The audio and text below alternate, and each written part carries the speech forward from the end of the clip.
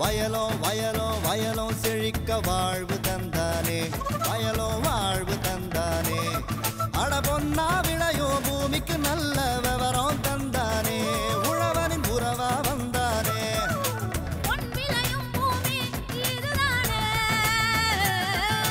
வயலோ வயலோ வயலோ செழிக்க வாழ்வு தந்தானே, வயலோ வாழ்வு தந்தானே.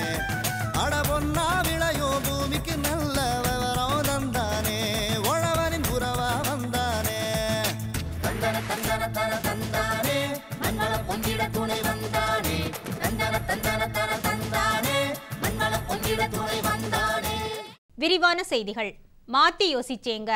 கடல் மட்டத்திலிருந்து சுமார் 2000 மீட்டருக்கும் உயரமுள்ள செம்மண் கலந்த குளிர் பிரதேசங்களில் வளரக்கூடிய உருளைக்கிழங்கு கொடைக்கானல் தாலுகா பூம்பாறையை அடுத்த புதுப்புத்தூர் கிராம பகுதியில் சாகுபடியாகின்றது.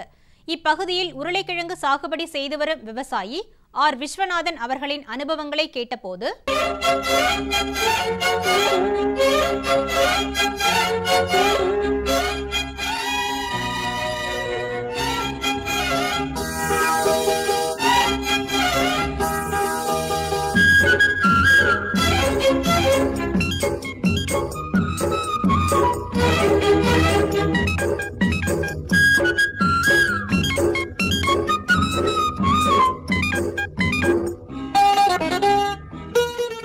பூக்கல் வில்லேஜில் குண்டுப்பட்டி கிராமத்தில் உருளைக்கிழங்கு விவசாயம் பண்ணிக்கிட்டு இருக்கேன். தோட்டக்கலை பண்ணையில் எனக்கு கரெக்டான இதை சொல்லிக் கொடுக்குறாங்க. சொல்லிக் கொடுத்து அதன்படி நான் விவசாயம் பண்ணிக்கிட்டு இருக்கோம். ஓரளவுக்கு நல்ல மகசூல் வருது. உருளைக்கிழங்கு வந்து வருஷத்தில் ஒரு தடவை உருளைக்கிழங்கு பண்ண முடியும். மூணு மாதம் அந்த மழை பெய்கிற நேரத்தில் மேட்டு விவசாயம் தண்ணி இல்லாத இடத்துல பண்ணுறது. இது மழையினால் வர விவசாயம். மழை பெஞ்சால் தான் அந்த உருளைக்கிழங்கு பண்ண முடியும். அந்த மழை கிளைமேட்டுக்கு மட்டும் உருளைக்கிழங்கு பண்ணுறோம். உருளைக்கிழங்கு வந்து ஒரு பெரிய விவசாயம். மற்ற காய்கறி வந்து தண்ணி இருக்க இடத்துல மட்டும்தான் செய்ய முடியும். உருளைக்கிழங்கு வந்து நம்ம அந்த மழை நேரத்தில் போட முடியும். அந்த மண்ணில் வந்து வேறு உருளைக்கிழங்கு தவிர வேறு விவசாயம் விளையாது. ஒரு ஏக்கருக்கு வந்து 20 சிப்பம் வைக்கிறோம். 20 சிப்பம் விதை வைக்கிறோம். அதில் வந்து நல்ல விளைச்சலாக இருந்தால், நல்ல கிளைமேட்டு நல்ல மழை பெய்கிற நேரத்தில் மட்டும் ஓரளவு 1க்கு 10, ஒரு சிப்பத்துக்கு 10 சிப்பம் வருது. மற்ற இந்த கிளைமேட் கம்மியாக இருக்கிறதுனால 1க்கு 5 தான் வருது. இப்போ மழை கம்மியாக இருக்கிறதுனால 1க்கு 5 விவசாயம் வருது. மற்ற காய்கறி கட்டிலும் உருளைக்கிழங்கு நல்ல மகசூல், நல்ல இது கிடைக்கிது. வாழ்க்கை தரம் உருளைக்கிழங்குனால ஓரளவுக்கு நல்லாயிருக்கு. இந்த உருளைக்கிழங்கு வந்து 4 விதமாக நாங்கள் பிரிக்கிறோம். ஒன்று தலைக்கிழங்குன்னு எடுக்கிறோம், அதுக்கடுத்து ராசி, அதுக்கடுத்து பொடி, அதுக்கடுத்து நச்சு பொடின்னு 4 விதமாக உருளைக்கிழங்கு பிரிக்கிறோம்.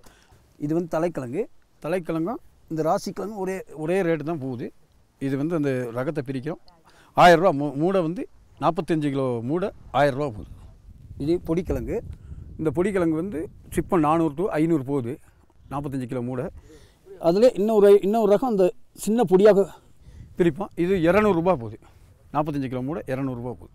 வேறு திருச்சி மார்க்கெட்டு மதுரையில் கம்மியாக இருக்குன்னு சொன்னால் திருச்சி மார்க்கெட்டுங்க அனுப்புவோம். மேலும் விவரம் பெற ஆர் விஸ்வநாதன் அவர்களை 09524305703 என்ற கைபேசி எண்ணுடன் தொடர்பு கொள்க. இனி வருவது வேளாண் ஆலோசனை நேரம்.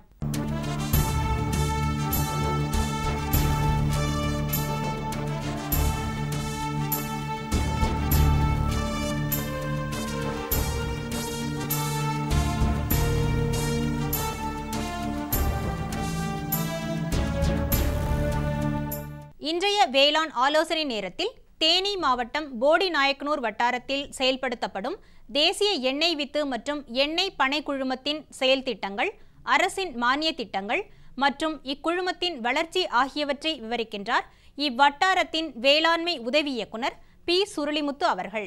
போடி வட்டாரத்தை பொறுத்த மட்டும் கிட்டத்தட்ட சாகுபடி பரப்பு வந்து 10,000 ஹெக்டர் சாகுபடி பரப்பு. இதில் வந்து 1600 ஹெக்டர் நெல்லும் 3000 ஹெக்டர் வந்து சிறுதானியங்களும், பருத்தி வந்து ஒரு 1000 ஹெக்டரும், எண்ணெய் வித்து பயிர்கள் வந்து ஒரு 1000 ஹெக்டரும், பயிர் வகை வந்து ஒரு 2000 ஹெக்டரும் இப்போ சாகுபடி செஞ்சுட்டு வந்துக்கிட்டு இருக்கிறோம்.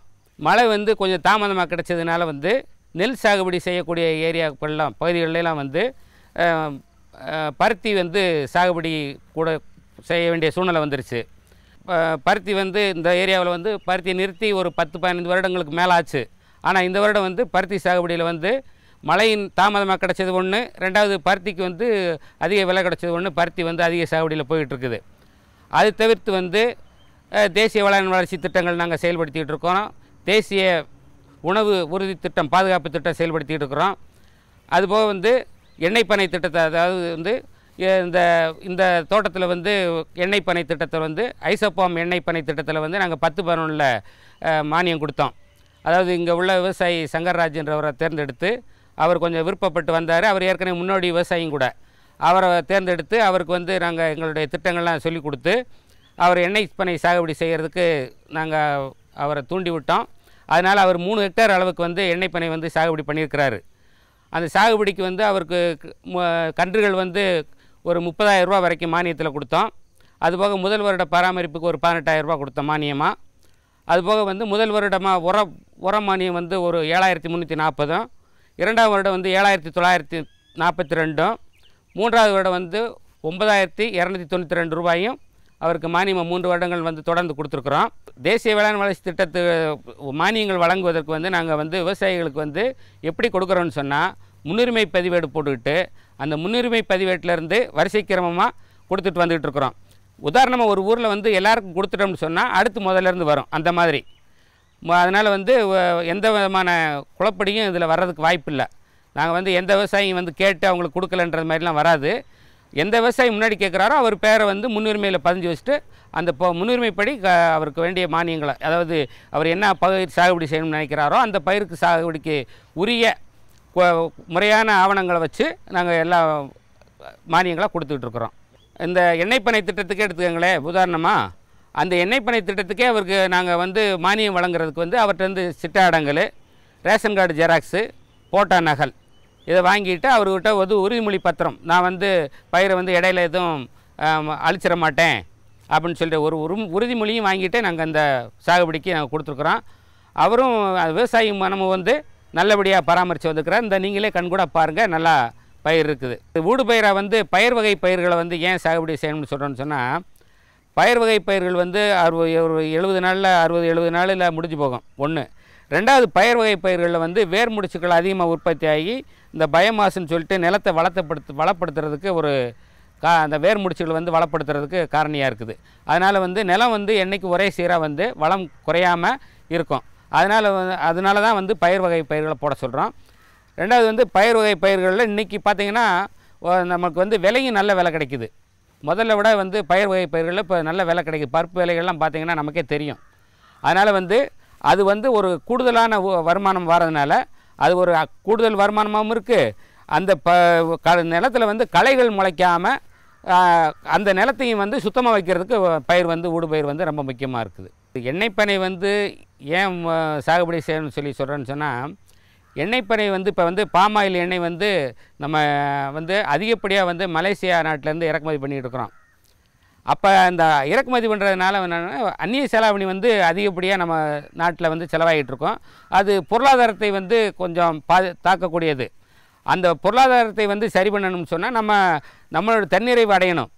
அப்போ நம்மளே உற்பத்தி பண்ணி அந்த எண்ணெய் வந்து தன்னிறைவு பண்ணிக்கிட்டால் ஓரளவுக்கு அந்நிய செலாவணி வந்து குறைக்கலாம். அதனால் வந்து நம்ம வந்து எண்ணெய் பண்ணையை வந்து அவசியம் வந்து உற்பத்தி பண்ணலாம். வணிக ரீதியாக வந்து நம்ம ருசி சோயா கம்பெனி மூலமாக வந்து ஒப்பந்தம் போட்டிருக்கிறோம்.